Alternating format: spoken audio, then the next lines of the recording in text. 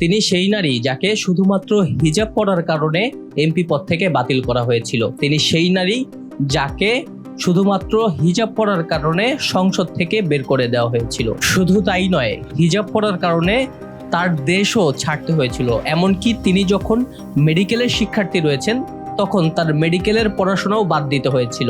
এমনকি তার শিক্ষক মাকেও হিজাব পরার কারণে শিক্ষকতা পেশা থেকে পদত্যাগ করতে বাধ্য করা হয়েছিল। কে সেই নারী, কেনই বা তার জীবনে হিজাব পরার কারণে এতগুলো ঘটনা ঘটে গেল, তা জানবো আজকেই। তার আগে আপনি যদি এই চ্যানেলে নতুন হয়ে থাকেন তাহলে অবশ্যই চ্যানেলটি সাবস্ক্রাইব করবেন। যে সংগ্রামী নারীর কথা বলছিলাম তিনি হলেন ডক্টর মেরভে সাফা কাভাকচি। তিনি তুরস্কের একজন নাগরিক। বর্তমানে তুরস্কে হিজাব চালু থাকলেও মেরভে সাফা যখন বেড়ে ওঠেন তখন সেটি ছিল না। তখন তুরস্কে হিজাব পরাকে অপরাধ হিসেবে দেখা হতো। কিন্তু তুরস্ক একটি মুসলিম রাষ্ট্র হয়েও কেন হিজাব পরা নিষিদ্ধ ছিল? যদি কারণ খুঁজতে যাই তাহলে আমাদের একটু পেছনে ফিরতে হবে, যেতে হবে তুরস্কের জনক মোস্তফা কামাল পাশার জামানায়। এতে কোনো সন্দেহ নেই যে মোস্তফা কামালের কারণে তুর্কিরা স্বাধীন রাষ্ট্র পায় এবং তিনি ছিলেন তুরস্কের প্রথম রাষ্ট্রপতি। তুরস্কে 90% বেশি মুসলিম থাকলেও রাষ্ট্রকে ধর্মনিরপেক্ষ করতে চেয়েছিলেন মোস্তফা কামাল পাশা। কিন্তু তার এই যে ধর্মনিরপেক্ষ জাতীয়তাবাদ প্রতিষ্ঠার ক্ষেত্রে সবচাইতে বড় বাধা ছিল ধর্মীয় যে প্রতীকগুলো রয়েছে সেই প্রতীকগুলো। তার মধ্যে অন্যতম ছিল এই হিজাব। তাই 1920 থেকে 1930 সালের মধ্যে মোস্তফা কামাল তুরস্কে ব্যাপক পরিবর্তন আনেন। এর মধ্যে অন্যতম ছিল পোশাক, এবং 80-র দশকে রাষ্ট্রীয়ভাবে তুরস্কে হিজাব নিষিদ্ধ করা হয়।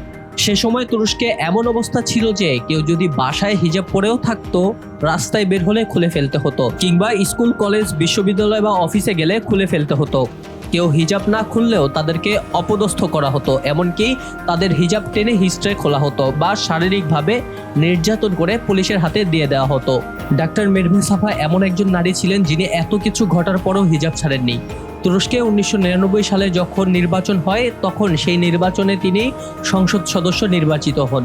সেই বছরের 2রা মে শপথ নিতে মেরভে সাফা সংসদে প্রবেশ করেন হিজাব পরে। এই হিজাবের কারণে তুরস্কের তৎকালীন প্রধানমন্ত্রী দাঁড়িয়ে স্পিকারকে বলেন, এই হিজাব ধর্মনিরপেক্ষ রাষ্ট্রের নিয়মের সাথে সাংঘর্ষিক, তাকে এখনই বের করে দেওয়া হোক। অর্থাৎ মেরভে সাফাকে তখনই সংসদ থেকে বের করে দেওয়ার কথা বলেছিলেন। এরপর তাকে শুধু সংসদ থেকে বের করে দেওয়াই হয়নি, বরং তার তুরস্কের যে নাগরিকত্ব ছিল সেই নাগরিকত্বও বাতিল করা হয়েছে।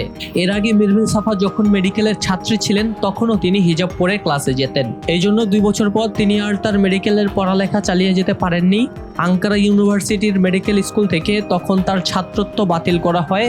মেরভে সাফার মা ছিলেন ভাষা ও সাহিত্যের শিক্ষক।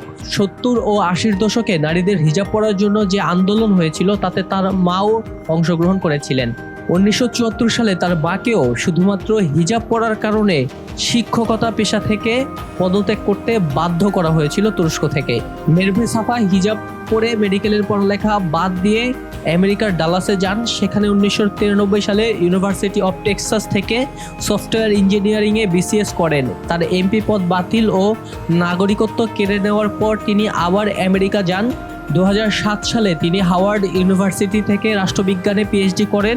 এরপর মেরভে সাফা জর্জ ওয়াশিংটন বিশ্ববিদ্যালয় ও পরে হাওয়ার্ড বিশ্ববিদ্যালয়ে শিক্ষকতা শুরু করেন। তবে তুরস্কের সেই পরিবেশ বর্তমানে পাল্টে দিয়েছেন বর্তমান যে তুরস্কের প্রেসিডেন্ট রয়েছেন রিসেপ তাইয়েপ এরদোয়ান।